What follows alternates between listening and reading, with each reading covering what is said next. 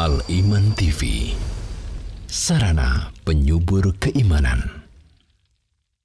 Assalamualaikum warahmatullahi wabarakatuh. Innal hamdalillah nahmaduhu wa nasta'inuhu wa nastaghfiruh wa na'udzu billahi min shururi anfusina wa min sayyiati a'malina. Man yahdihillahu fala mudilla lahu wa man yudlil fala hadiya lahu. Wa asyhadu an la ilaha illallah wahdahu la syarika lahu wa asyhadu anna Muhammadan abduhu wa rasuluh. Ya ayyuhalladzina amanu taqullaha haqqa tuqatih wa la tamutunna illa wa antum muslimun. Ya ayyuhan nasu taqu rabbakumul ladzi khalaqakum min nafsin wahidah wa khalaqa minha zawjaha wa batha minhuma rijalan katsiran wa nisaa'a wattaqullaha alladzi tasaaluna bihi wal arham innallaha kana 'alaikum raqiba. Ya ayyuhalladzina amanu taqullaha wa qulu qawlan sadida yuslih lakum a'malakum wa yaghfir lakum dhunubakum wa man yuti'illaha wa rasulahu faqad faza fawzan 'azima. Amma ba'd, fa inna ahsanal hadits kitabullah wa khairal hadi hadi Muhammadin sallallahu alaihi wa alihi wasallam wa syarrul umuri muhdatsatuha wa kullu muhdatsatin bid'ah wa kullu bid'atin dhalalah wa kullu dhalalatin finnar.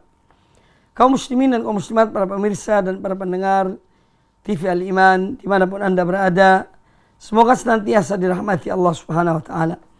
Alhamdulillah, pembahasan kita dari kitab Usulul Iman fi Dhaw'il Kitabi wa Sunnah, prinsip-prinsip dasar keimanan dalam pandangan Al-Quran dan Sunnah Nabi Sallallahu Alaihi Wasallam, yang ditulis oleh 3 ulama besar di zaman kita ini, 3 orang alim yang sangat terkenal. Kita akan membahasnya pada kesempatan yang baik ini. Saya ulangi lagi. Jadi yang menyusun kitab ini adalah Fadilatul Syekh Dr.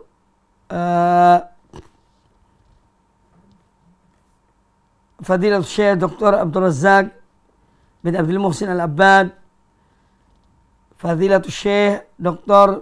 Saleh As-Suhaimi, dan Fadilatul Syekh Dr. Ibrahim Ar-Ruhaili. Hafizahumullah ta'ala. Semoga Allah melindungi mereka dan menjaga mereka dari, serta kita semuanya, dari berbagai keburukan. Kita memasuki bab yang pertama atau al-faslul awal, ya. Fasal yang pertama, Tauhidur Rububiyah. Tentang Tauhid Ar-Rububiyah. Yang mana pada pertemuan lalu telah kita bahas tentang 3 macam tauhid. Yang mana 3 macam tauhid itu adalah pembagian berdasarkan pada penelitian para ulama.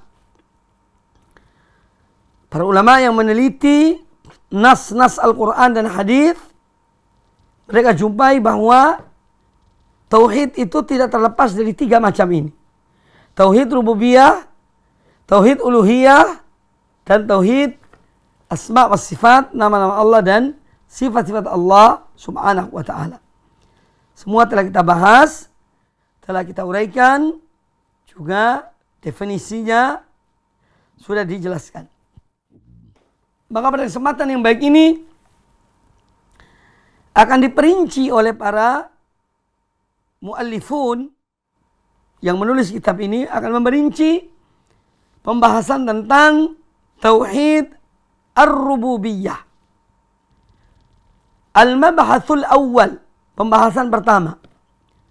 Ma'nahu wa adillatuhu minal kitabi wa sunnah wal aqli wal fitrah. Jadi pembahasan pertama tentang makna Tauhid Rububiyah. Apa maknanya? Yang kedua, adillatuhu. Apa dasar-dasarnya? Dalil-dalilnya dari Al-Quranul Karim dan Sunnah Nabi Sallallahu Alaihi Wasallam. Ya. Minal kitab wa sunnah. Ya, jadi dalil tentang Tauhid Rububiyah ini akan dibahas dari 4 sisi. Pertama dari Alkitab, Al-Quranul Karim. Yang kedua dari Sunnah Nabi Sallallahu Alaihi Wasallam, hadis-hadis Nabi Sallallahu Alaihi Wasallam. Yang ketiga secara akal, karena akal kita diciptakan oleh Allah Ta'ala untuk kita berpikir. Ya, akal yang sehat, akal yang jernih, akal yang bersih itu digunakan untuk apa? Memikirkan tentang ciptaan Allah ini. Ya. Dan akal. Dalil-dalil akli. Kemudian juga dan fitrah. Dalil-dalil fitrah manusia. Naluri. Bawaan seseorang. Dari fitrahnya. Karena Allah Subhanahu wa taala menciptakan manusia dan fitrahnya yang suci. Namun fitrah yang suci ini terkadang dikotori oleh kotoran-kotoran yang mengotori fitrah yang suci ini. Sebagaimana telah disabdakan oleh Nabi sallallahu alaihi wasallam, "Kullu mauludin yuladu 'alal fitrah, fa abawahu yuhawidanihi aw yunassiranihi aw yumajjisanihi." Kullu mauludin yuladu 'alal fitrah. Setiap anak yang dilahirkan di muka bumi ini, dia dilahirkan dengan membawa fitrah. Kesucian dirinya. Hatinya. Kesucian hatinya, dirinya dari berbagai macam kotoran. Hanya saja yang merusak anak ini adalah kedua orang tuanya atau yang mempengaruhi. Anak ini dari kesuciannya itu yang pertama kali adalah kedua orang tuanya. Makanya kata Nabi sallallahu alaihi wasallam, fa abawahu yuhawidani. Maka kedua orang tuanya lah yang menjadikan anak ini sebagai seorang Yahudi, au yunassiranihi, atau yang menjadikan anak ini menjadi seorang Nasrani, au yumajjisanihi, atau yang menjadikan anak ini menjadi seorang majusi. Ya. Karena anak ini kalau dia lahir dari orang tua Yahudi, ya dia akan mengikuti orang tuanya. Artinya pengaruh yang akan ada pada anak ini terbesar adalah dari orang tuanya. Karena orang tua Yahudi, maka mereka mempengaruhi anak ini.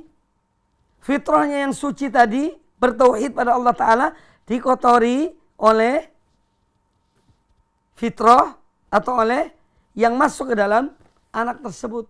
Itu ajaran-ajaran Yahudi. Demikian pula yang hidup dari dua orang tua yang Nasrani.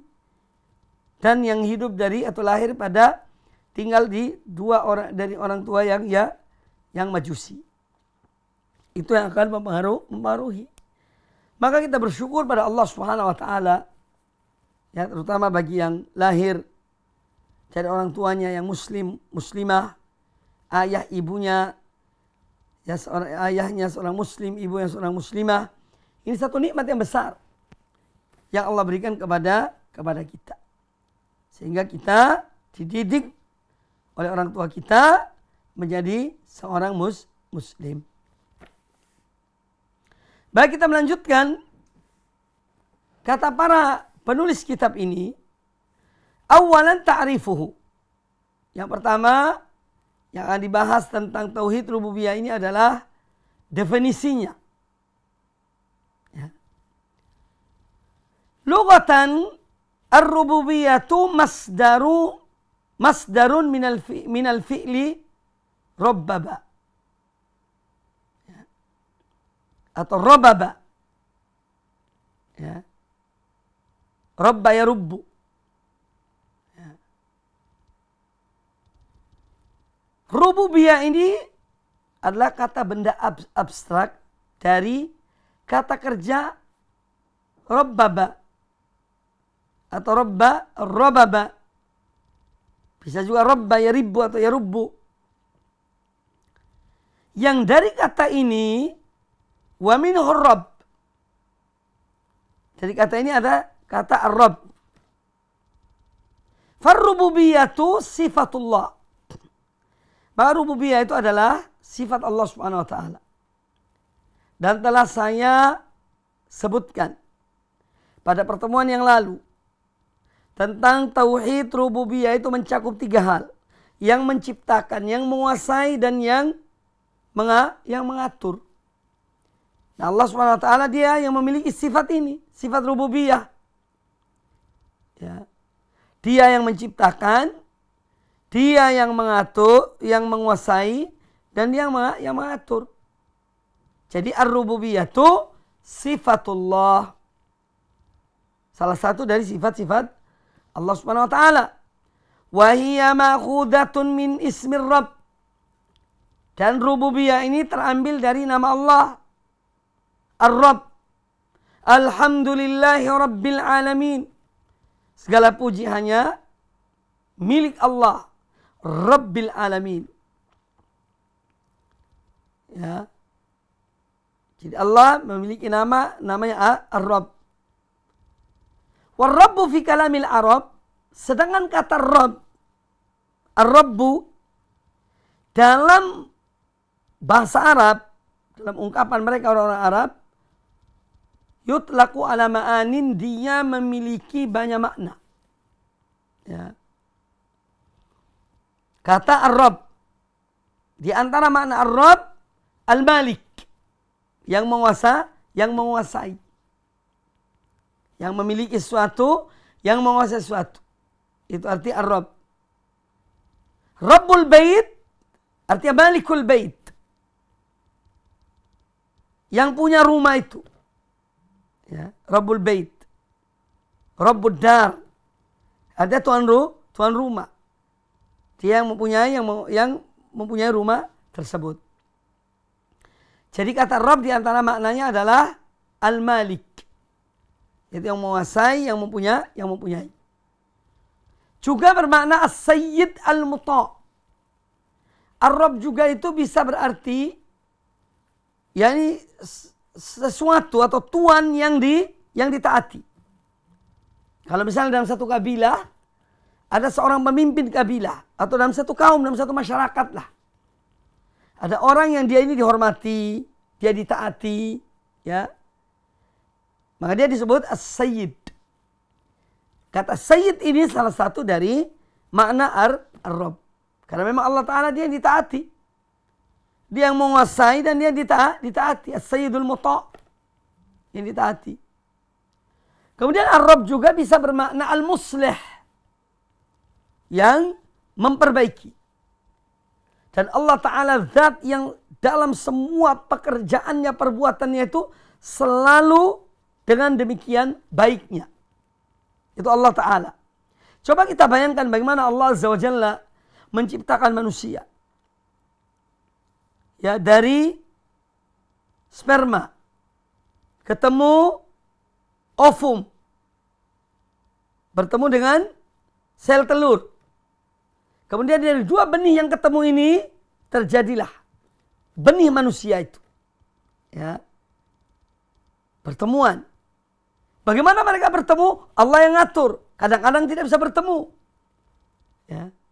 Kalau Allah menghendaki seorang tidak punya anak, maka misalnya dia mempunyai sperma yang lemah. Tidak bisa sampai kepada sampai kepada sel telur. Mati di tengah jalan. Itu contoh. Ya. Kemudian setelah bertemu, maka dalam 40 hari dia tetap sebagai sperma yang bertemu dengan sel telur selama 40 hari. Kemudian dia selama 40 hari ini, setelah 40 hari dia berubah menjadi alaqah. Alaqah. Segumpal darah. Ini proses. Siapa yang mengatur proses ini? Rabbul Alamin, Allah Subhanahu wa taala. Bagaimana indahnya. Dari 40 hari menjadi alaqah, dia berubah menjadi mudghah. Setelah 40 hari yang kedua, dia menjadi segumpal daging. Kemudian dibentuklah oleh Allah Ta'ala bentuk manusia ini. Ya. Ada kepalanya, ada kakinya, ada tangannya. Terus dia ini berkembang. Ditiupkan ruh. Ya. Sampai 9 bulan. Ya. Lahirlah seorang bayi. Bayi itu lahir tidak langsung lari. Ya. Tidak ada bayi lahir di dunia ini langsung melompat lari. Tidak ada. paling yang bisa dilakukan oleh bayi itu apa? Nangis. Dan itu menunjukkan sehatnya bayi itu. Makanya kalau ada bayi yang tidak nangis ketika lahir, ditepuki sedikit oleh bidan yang menangani kelahiran itu. Supaya ada suara. Dan seterusnya. Bayi yang lahir itu dimandikan, kemudian dipakaikan pakaian, dirawat, dan sampai jadi besar kita ini dari bayi itu. Nah, bagaimana Allah Ta'ala mengatur? Bagaimana Allah menciptakan? Semua penuh dengan kemaslahatan manusia. Ini baru satu contoh tentang manusia.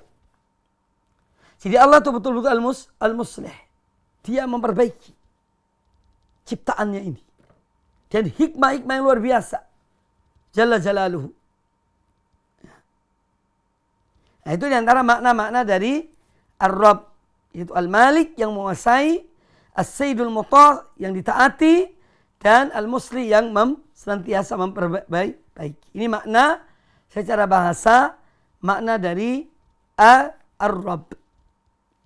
Amma fil istilah, adapun istilahnya secara terminologi, definisinya ya, tentang tauhid rububiyah itu adalah fa inna tauhid ar-rububiyyati huwa ifradullah bi af'alihi.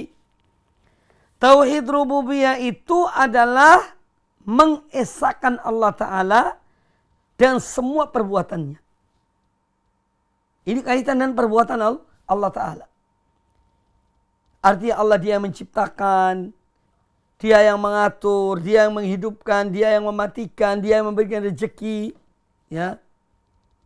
Dia semua yang mengatur alam semesta ini. Jadi tauhid rububiyah itu ifradullah bi af'alihi. Mengesahkan Allah dan semua perbuatannya. Tidak ada sekutu bagi Allah dalam menciptakan langit dan bumi ini. Allah sendirian. Dan Allah sendiri yang Maha Esa, yang menciptakan semua alam semesta ini. Langit dan bumi, dan apa yang di alam semesta ini, hanya Allah yang menciptakannya. Dia yang mengaturnya. Dia yang mengurusinya. Ya. Allah yang memberikan rezeki. Maka kalau ada orang yang meyakini bahwa ada di antara ciptaan Allah ini yang dia yang mengatur rezeki seseorang, ini berarti syirik. Syirik dalam rububiyah. Seakan-akan ada Rabb yang lain. Tuhan yang lain yang mengatur. Padahal tidak ada yang memberikan rezeki kecuali Allah Subhanahu wa ta'ala. Kecuali Allah Subhanahu wa ta'ala. Jadi Allah menciptakan, dia yang mengatur, dan dia yang menguasai. Ini kaitan dengan tauhid rububiyah. Ifradullah bi af'alil ibad. Nanti kita akan bahas tentang tauhid uluhiyah. Tauhid uluhiyah itu berkaitan dengan perbuatan manusia. Ibadah-ibadah mereka itu hanya untuk Allah. Sedangkan tauhid rububiyah berkaitan dengan perbuatan Allah SWT. Jadi kita meyakini, kita mengimani bahwasanya ya, semua yang berlaku di alam semesta ini ya, Allah yang mengaturnya. Ya. Hanya Dia, tidak ada yang lainnya. Dia menguasai, Dia yang menciptakannya, dan Dia yang mengatur. Wa minha, di antara ciptaan-ciptaan perbuatan-perbuatan Allah itu, karena kita mengatakan disebutkan di sini tentang definisi tauhid rububiyah. Apa sih tauhid rububiyah itu? Ifradullahi bi af'alihi. Mentauhidkan Allah, mengesahkan Allah dengan semua perbuatan-perbuatannya. Ya. Tiada yang menandingi Allah dalam perbuatannya. Apa saja perbuatan-perbuatan Allah itu? Di antaranya wa minha al-khalqu, yang menciptakan. Ya. Penciptaan. Warizqu, dalam memberikan rezeki juga Allah yang mengatur, Allah yang menentukan. Ya. Itu perbuatan Allah. Allah yang menentukan rezeki seseorang. Dan Allah yang membeda-bedakan. Ada orang yang diberikan rezeki yang banyak, ada orang yang diberi rezeki yang sedikit. Itu semua urusan Allah. Dia yang mengaturnya, dia menentukannya. Jadi rizku. Wasyadah, yang menguasai, itu Allah Subhanahu wa taala. Ya. Dia yang menguasai seluruh makhluknya. Kemudian juga al-in'am, yang memberikan nikmat. Itu Allah Ta'ala. Di antara pekerjaan Allah memberikan nikmat. Al-mulk, menguasai. At-taswir, membentuk. Allah membentuk manusia dan ciptaan-ciptaannya sesuai dengan kehendak Allah Subhanahu wa taala. Sesuai dengan kehendak Allah Subhanahu wa taala. Allah menciptakan kita manusia, satu jenis ciptaan yang namanya manusia itu wajahnya berbeda-beda. Ya, Allah menentukan. Allah yang menentukannya. Ya. Belum lagi yang lainnya, makhluk-makhluk yang lainnya. Dari berbagai macam binatang, tumbuh-tumbuhan, ya, dengan segala ketetapan Allah Ta'ala. Dia yang menggambarkan bagaimana dia ciptakan mereka, ya, ciptaannya itu sesuai dengan kehendaknya. Wal ata' wal mana', demikian pula yang memberi, yang mencegah, yaitu Allah Ta'ala. Dia yang memberi, dia mencegah. Makanya kita kalau sholat itu setelah sholat 5 waktu, ada bacaan kita baca. Allahumma la mani'a lima a'taita wa la mu'tiya lima mana'ta. Ya Allah, tidak ada yang mencegah apa yang kau berikan. Dan tidak ada yang memberi apa yang kau cegah. Karena apa? Hakikat yang memberi dan mencegah itu hanya Allah SWT. Apa yang Allah akan berikan, tidak akan ada yang mampu untuk menghalanginya. Dan apa yang dihalangi oleh Allah Ta'ala, tidak akan ada yang mampu memberikannya. Ini termasuk perbuatan. Perbuatan Allah Ta'ala, af'al. Jadi memberi, mencegah. Wan nafa' wad dar. Demikian pula dalam hal memberikan manfaat. Atau menimpakan suatu bahaya. Hal-hal yang tidak menyenangkan. Itu juga ketentuan Allah Ta'ala. Dia yang melakukannya. Dia memberi manfaat pada siapa yang dikehendakinya. Dan dia menurunkan madarat kepada siapa yang dikehendakinya. Semua itu perbuatan Allah Ta'ala. Karena kekuasaannya. Dan setiap apa yang dilakukan oleh Allah Ta'ala, pasti ada hikmahnya. Ada hikmahnya. Karena Allah tidak melakukan sesuatu yang sia-sia. Kalau kita manusia mungkin banyak melakukan hal-hal yang tidak ada gunanya. Yang tidak ada, yang sia-sia. Tidak ada manfaatnya. Kalau Allah Ta'ala tidak. Setiap apa yang Allah lakukan. Ya, dengan kebijakannya, dengan hikmahnya. Ya. Entah kita mengetahui atau tidak. Ya. Tapi yang jelas itu ada hikmahnya. Jadi semua pemberian manfaat, mencegah dari mudarat, ya, atau yang menimpakan mudarat itu hanya Allah Subhanahu wa taala. Wal ihya'u wal imatah. Demikian pula yang menghidupkan dan mematikan hanya Allah Subhanahu wa taala. Allah telah menentukan umur setiap orang. Makanya Nabi SAW ketika terjadi gerhana matahari, beliau mengatakan kepada umatnya, kepada para sahabat, bahwa gerhana matahari ini diantara tanda-tanda kebesaran Allah. Ya.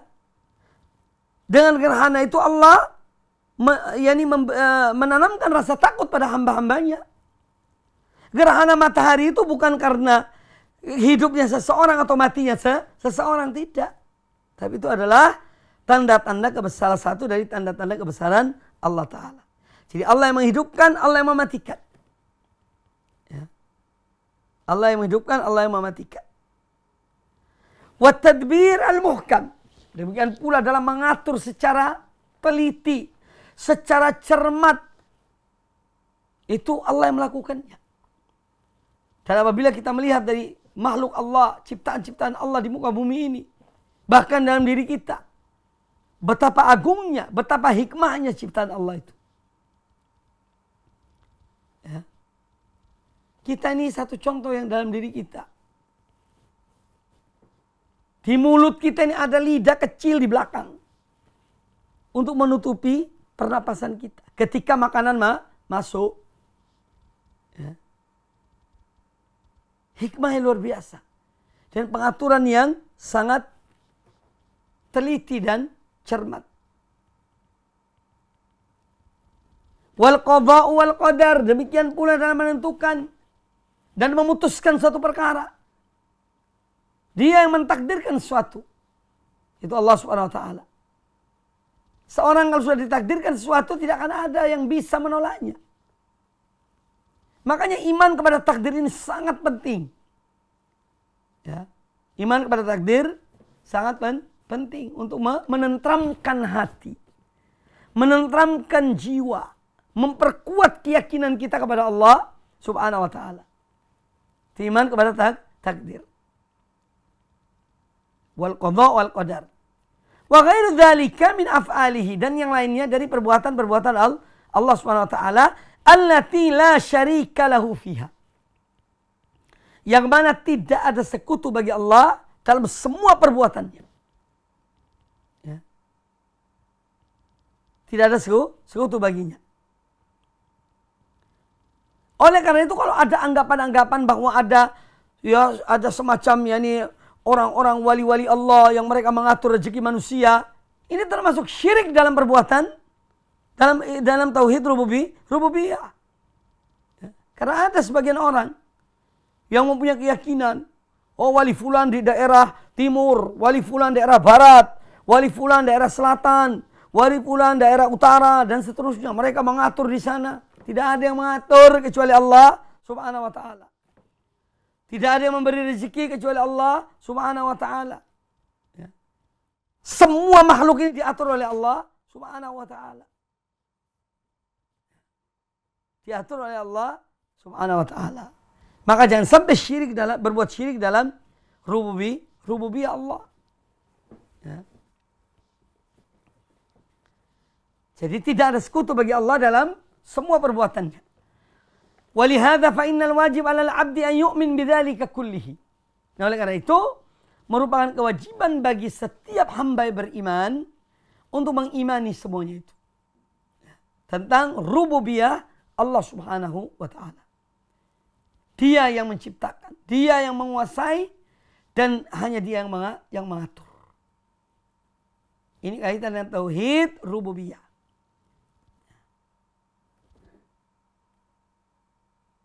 Kemudian pembahasan berikutnya, tsaniyan al-adillatuhu. Apa dasarnya dalil dari tauhid rububiyah ini? Disebutkan beberapa dalil dari ayat Al-Qur'anul Karim, di antara disebutkan dalam surat Luqman ayat yang ke-10. Surat Luqman 10 dan 11. Saya baca terjemahannya. Karena bahasa terjemahan itu lebih teratur, tersusun secara rapi. Ya. Sebutkan dalam surat Luqman. Ayat yang ke-10 dan ayat yang ke-11. Allah Subhanahu wa taala berfirman, "Khalaqas samawati bighairi amadin tarawnaha wa alqa fil ardi rawasiya an tamida bikum wa batha fiha min kulli dabbah wa anzalna minas samai ma'an fa anbatna fiha min kulli zawjin karim hadza khalqullahi Fa'aruni madza khalaqal ladzina min dunihi balidh dhalimuna fi dhalalin mubin. Ini diantara dalil tentang tauhid rububiyah. Ya, ayat 10 dan 11 dari surat Luqman. Surat Luqman, surat yang ke-31 dari surat-surat Al-Quranul Karim.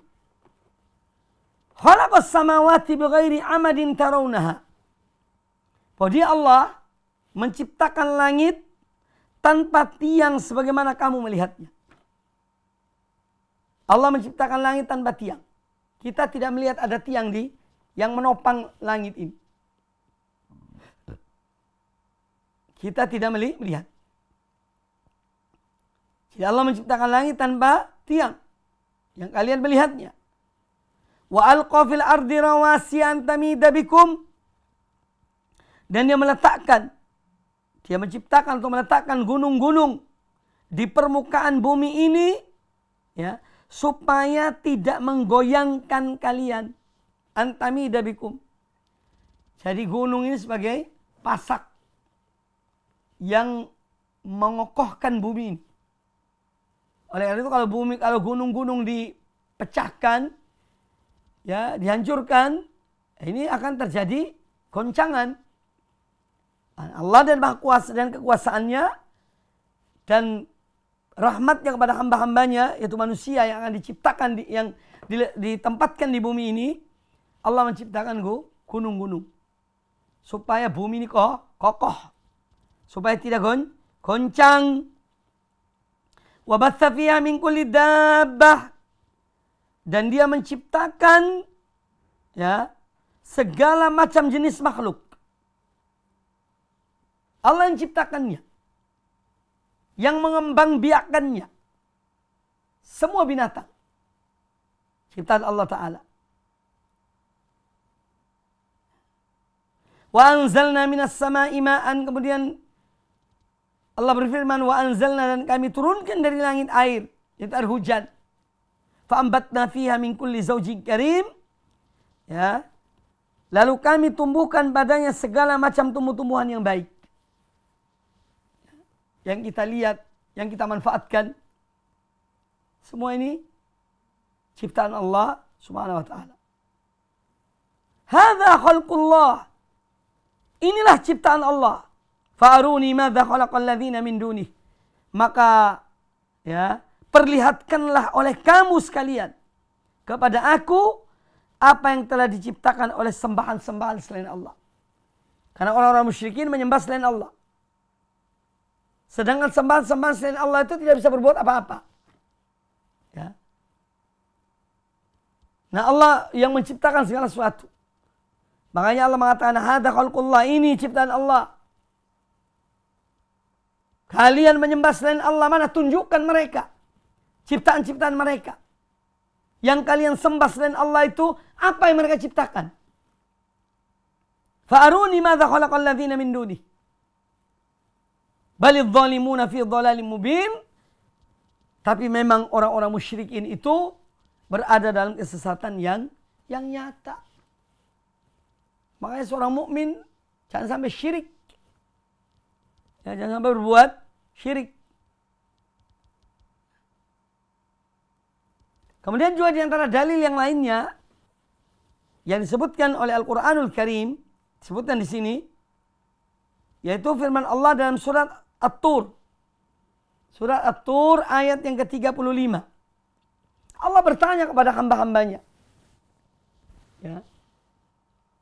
Am khuliqu min ghairi syai'in am humul khaliqun. Apakah mereka manusia itu diciptakan tanpa sesuatu yang menciptakan mereka? Tahu-taunya terus ada. Am humul khaliqun, ataukah mereka sendiri yang menciptakan diri mereka? Dua-duanya ini batil. Dua-duanya ini batil. Karena tidak mungkin manusia tercipta tanpa ada yang menciptakan mereka. Dan tidak mungkin manusia menciptakan dirinya sendiri. Nah, kalau demikian berarti apa? Ada zat yang menciptakan mereka, yaitu Allah Subhanahu wa ta'ala. Jadi Allah Ta'ala di sini dan dalam firman-Nya, am khuliqu min ghairi syai'in am humul khaliqun, apakah mereka diciptakan tanpa sesuatu yang menciptakan mereka? Ataukah mereka menciptakan diri mereka sendiri? Mereka menciptakan diri mereka sendiri. Ini supaya kita ini menggunakan, atau supaya orang-orang musyrikin yang tidak beriman pada Allah Ta'ala, supaya mereka menggunakan akal pikiran mereka yang sehat.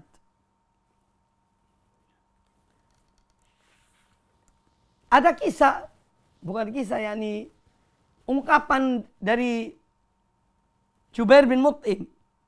Jubair bin Mut'im radhiyallahu an. Ketika itu beliau belum memeluk Islam. Beliau belum memeluk Islam. Suatu ketika beliau melewati di saat Nabi sallallahu alaihi wasallam membaca surat At-Tur pada waktu salat maghrib. Maka Jubair bin Mut'im ini mendengar bacaan Nabi SAW tentang ayat ini. Am khuliqu min ghairi syai'in am humul khaliqun. Apakah mereka diciptakan tanpa sesuatu? Ataukah mereka menciptakan diri mereka sendiri? Apa kata Jubair bin Mut'im ketika mendengar ayat ini dibacakan oleh Nabi SAW? Dan ini menunjukkan bahwa memang dia mendengar dengan berfikir. Jadi dengan meresapi apa yang dia dengar itu. Kata beliau radhiyallahu an, ini sebelum memeluk Islam. Mendengar ayat ini dibacakan. Kata Jubair, kada qalbi yatir. Ketika mendengar ayat ini, hampir saja hatiku ini terbang. Karena mereka paham apa yang mereka baca. Atau apa yang dibaca oleh Rasulullah SAW. Bukan kalimat-kalimat yang kosong. Tetapi ini firman Allah. Mengandung makna-makna yang luar biasa. Makanya kemudian Jubair bin Mut'im memeluk Islam. Makanya di sini pentingnya kita itu membaca Al-Quran dengan tadabbur. Tidak sekedar baca Al-Quran, hatam, selesai. Tidak. Cobalah. Harus punya waktu untuk baca Al-Quran dengan tadabbur. Dan memahami maknanya, melihat terjemahannya, membaca tafsirnya. Walaupun sedikit. Tidak mungkin 1 tahun hatam, tidak mungkin. Bisa saja bertahun-tahun baru hatam. Tidak ada masalah. Makanya saya katakan baca Al-Quran itu ada 2. Ini ada 2 hal yang harus kita perhatikan. Kita membaca Al-Quranul Karim, mulai dari surah Al-Fatihah sampai tamat, sampai An-Nas. Ya, ada waktunya, silahkan. Itu baik-baik saja. Ini amal yang soleh. Tapi hendaknya ada juga waktu ya, yang kita siapkan untuk kita membaca Al-Quran itu sedikit demi sedikit. Sambil mendalaminya. Ya. Walaupun mungkin melalui beberapa tahun. Tidak ada masalah. Ya. Tetapi kita lebih faham. Dan lebih mendalam untuk mendapatkan makna-maknanya dan kandungannya. Bukan sekedar baca. Bukan sekedar membaca. Ya. Kemudian yang berikutnya, yang kedua. Kalau tadi dalil dari Al-Quranul Karim. Tentang tauhid rububiyah. Minas sunnah. Adapun dalil dari hadis-hadis Nabi sallallahu alaihi wasallam. Ma rawahu al-Imam Ahmad wa Abu Dawud min hadis Abdullah ibn Syakhir radhiyallahu anhu marfu'an wa fihi. Hadis yang diriwayatkan oleh Imam Ahmad bin Hanbal. Juga Imam Abu Dawud.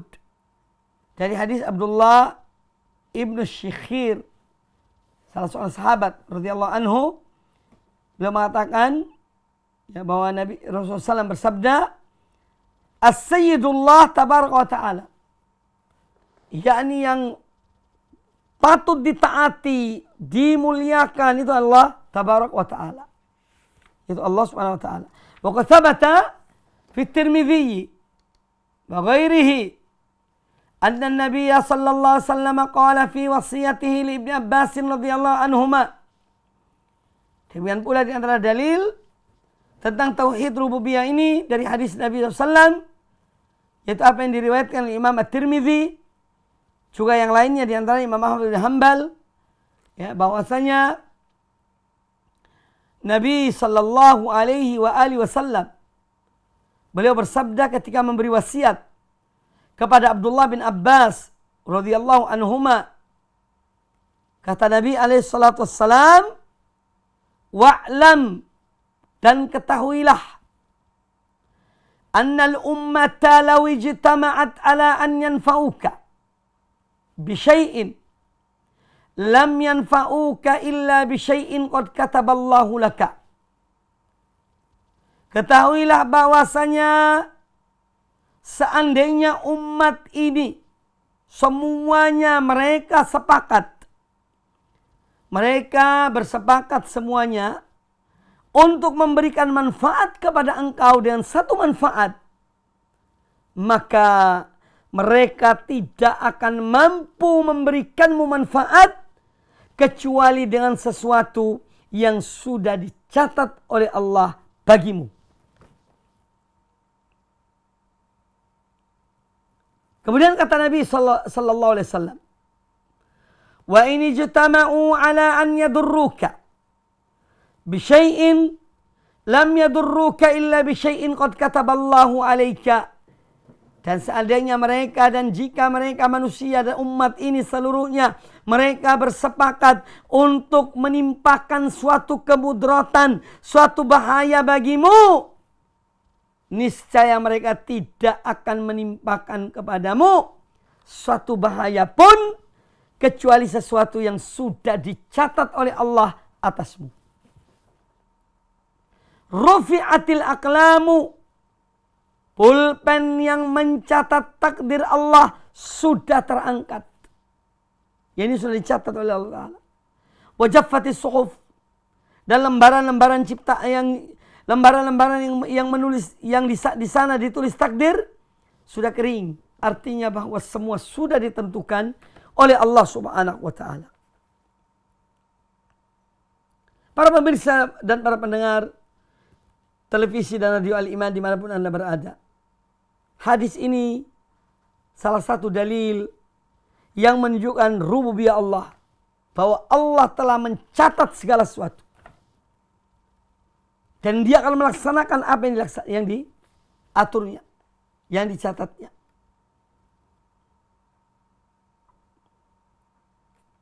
Ini dalil dari sunnah Nabi sallallahu alaihi wasallam. Kemudian yang ketiga, dalalatul aql. Dalil yang ketiga yang menunjukkan tentang rububiyah Allah, bahwa Dia yang menciptakan, Dia yang menguasai, Dia yang mengatur seluruh alam semesta ini. Dalil akal, bahwa akal yang sehat menunjukkan hal tersebut. Dalal aqlu ala wujudillahi ta'ala wa infiradihi birrububiyyati, bahwasanya akal manusia, yakni akal yang sehat, menunjukkan tentang adanya Allah Ta'ala, dan bahwasanya Allah Ta'ala itu hanya Maha Esa dalam rububiyahnya, dalam penciptaannya, bahwa hanya Dia menciptakan langit dan bumi, Dia yang menguasai langit dan bumi, dan hanya Dia yang mengatur langit dan bumi dan seluruh alam semesta ini. Jadi akal sehat menunjukkan hal tersebut. Wa kamal qudrati, dan menunjukkan akan kesempurnaan kekuasaan Allah Subhanahu wa taala atas seluruh makhluknya, alal khalqi, wa saytaratihi alaihim, dan akal yang sehat menunjukkan akan kekuasaan Allah Ta'ala kepada atau atas seluruh makhluknya, manusia dan yang selain manusia. Wa dzalika an tariqin nadhari wat tafakkuri fi ayatillahi dalla alaihi, yang mana hal tersebut dengan cara kita melihat, merenungkan, memikirkan terhadap tentang ayat-ayat Allah Subhanahu wa taala di alam semesta ini. Walin nadhari fi ayatillahi wal istidlal biha ala rububiyyatihi turuqun katsiratun. Dan di dalam kita mencermati, memperhatikan ayat-ayat Allah itu dan dalil-dalil yang menunjukkan akan keesaan Allah Ta'ala dalam menciptakan dan menguasai dan mengatur alam semesta ini, banyak caranya. Banyak caranya. Bihasabi tanawwil ayat wa asyhuru, dengan tergantung dari banyaknya tanda-tanda kebesaran Allah ini. Ya. Nah, cara yang paling terkenal, metode dalam rangka seorang mencermati, memikirkan tentang ciptaan Allah Subhanahu wa taala di alam semesta ini, yang menunjukkan bahwa Allah dia yang memiliki rububiyah itu, ada yang paling masyhur, ada dua cara. At-tariqul awal, cara yang pertama, an-nadharu fi ayatillahi fi khalqin nafsil basyariyah. Yang pertama adalah dengan melihat tanda-tanda kebesaran Allah Ta'ala dalam penciptaannya akan diri manusia ini. Ya. Ini namanya wa huwa ma yu'rafu bidalalatil anfus. Jadi tanda-tanda kebesaran Allah itu bisa dilihat dengan kita melihat diri kita. Dengan kita mencermati diri kita ini. Fannafsu ayatun min ayatillahil azimah. Karena diri kita ini salah satu di antara tanda-tanda ayat-ayat Allah yang agung. Ad-dala ala tafarrudillah wahda, yang menunjukkan bahwa Allah dia yang Maha Esa dalam menciptakan, mengatur dan menguasai hamba-hambanya ini. Menunjukkan pada tafarrudillah wahdahu birrububiyah la syarika lahu. Tidak ada sekutu bagi Allah dalam rububiyah Allah. Makanya Allah bertanya kepada kita. Ya. Atau Allah menyuruh kita untuk melihat diri kita. Dalam Al-Quranul Karim, di antaranya surat Ad-Dariyat. Surat Ad-Dariyat ayat yang ke-21. Allah Subhanahu wa taala berfirman, "Wa fi anfusikum afala tubsirun?" Dan di dalam diri kalian, tidakkah kalian melihat? Yang di bawah di sana ada tanda-tanda kebesaran Allah Subhanahu wa taala.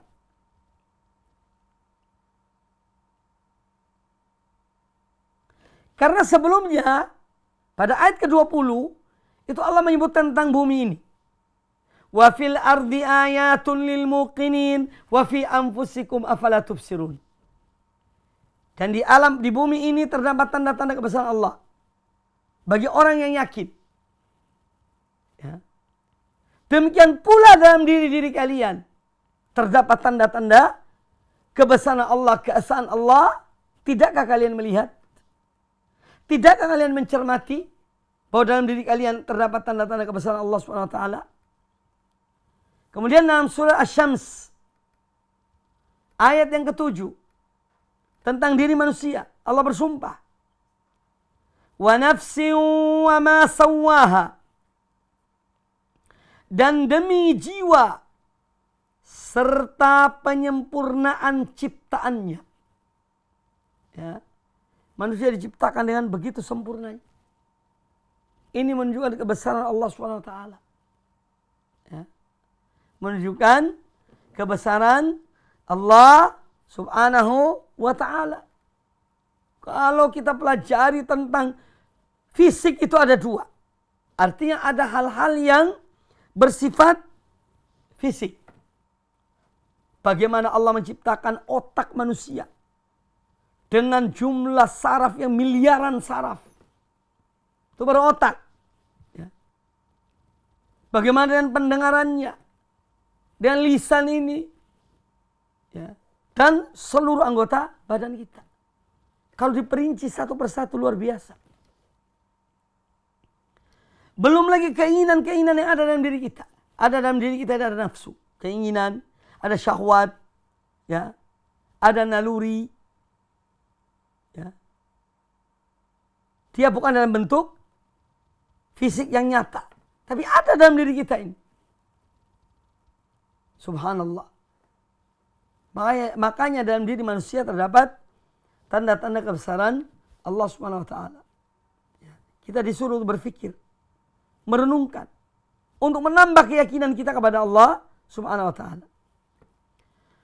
Walihada law anna al-insana am'ana an-nadhara fi nafsihi wa ma fiha min ajaib sun'illahi la arsyadahu dhalika ila anna lahu rabban khaliqan hakiman khabiran. Oleh karena itu, kata para penulis buku ini, seandainya manusia mereka mencermati dalam diri mereka atau mencermati diri mereka dan apa yang ada dalam diri mereka berupa keajaiban-keajaiban, ya, dari ciptaan Allah Ta'ala yang ada dalam diri mereka, maka itu akan membimbing mereka, akan membawa mereka, menggiring mereka kepada sebuah kesimpulan bahwasanya mereka memiliki Rabb, mereka memiliki Tuhan yang maha pencipta, yang menciptakan mereka, yang maha bijaksana dalam ciptaannya, yang sangat mengetahui tentang diri-diri manusia. Dan Allah maha mengetahui segala sesuatu.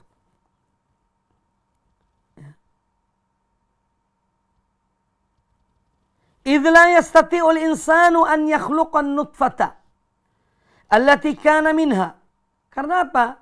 Manusia sendiri, ini diantara keajaiban, dia tidak bisa menciptakan sperma yang ada dalam dirinya. Yang menciptakan sperma itu Allah Subhanahu wa taala. Dalam diri seseorang. Seorang tidak bisa menciptakannya. Aw an yuhawwilaha ila alaqah. Demikian pula manusia tidak bisa merubah dari sperma itu kepada bentuk segumpal darah. Tidak ada yang bisa. Yang merubah itu Allah Subhanahu wa taala. Au yuhawwilal alaqa ila mudghah. Demikian pula yang merubah dari alaqa segumpal darah kepada segumpal daging juga Allah Ta'ala. Manusia tidak bisa untuk merubah itu. Au yuhawwilal mudghata idhaman au yaksul idhama lahma.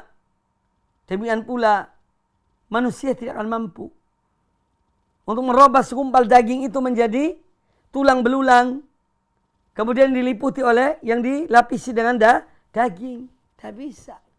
Ya. Semua yang menciptakan itu Allah Subhanahu wa taala. Nah, ini tentang tanda-tanda kebesaran Allah Subhanahu wa taala yang ditunjukkan oleh Allah Ta'ala kepada kita dalam diri kita sendiri. Belum yang lainnya. Belum langit, bumi, gunung, lautan dengan segala isinya, ya, dan yang lainnya. Baru tentang diri kita. Alangkah banyaknya tanda-tanda kebesaran Allah dalam diri kita. Ya. Ini cara yang pertama. Dengan mencermati diri kita. Agar kita ini betul-betul yakin, beriman pada Allah Ta'ala. Dan bahwasanya dialah yang memiliki rububiyah. Satu-satunya. Yang menciptakan, yang menguasai, dan yang mengatur. Baik. Untuk cara yang pertama selesai. Insya Allah cara yang kedua kita lanjutkan pada pertemuan yang akan datang. Ya. Semoga apa yang disampaikan bermanfaat bagi kita semuanya dan menambah keyakinan kita pada Allah Ta'ala sehingga kita betul-betul bersyukur pada Allah Ta'ala dan meningkatkan amal ibadah kita kepada Allah Subhanahu wa Ta'ala. Ya. Karena Dia menciptakan kita dengan segala kesempurnaan yang ada dalam diri kita. Ya. kesempurnaan ciptaan Allah dalam diri kita. Ya, supaya kita menjadi hamba-hamba yang bersyukur. Kemudian kita meningkatkan amal ibadah kita kepada Allah Subhanahu wa taala. Adapun cara yang kedua, ya, an-nazar fi ayatillah, ketika kita untuk meyakini tentang rububiyah Allah itu dengan melihat ciptaan Allah Ta'ala yang lainnya selain diri kita. Ini kita akan bahas insyaAllah pada pertemuan yang akan datang. Saya kira cukup, mudah-mudahan bermanfaat bagi kita semuanya. Aku qouli hadza wallahu ta'ala a'lam. Dukung channel kami dengan like, subscribe, dan aktifkan notifikasi agar kamu tidak ketinggalan video-video menarik lainnya.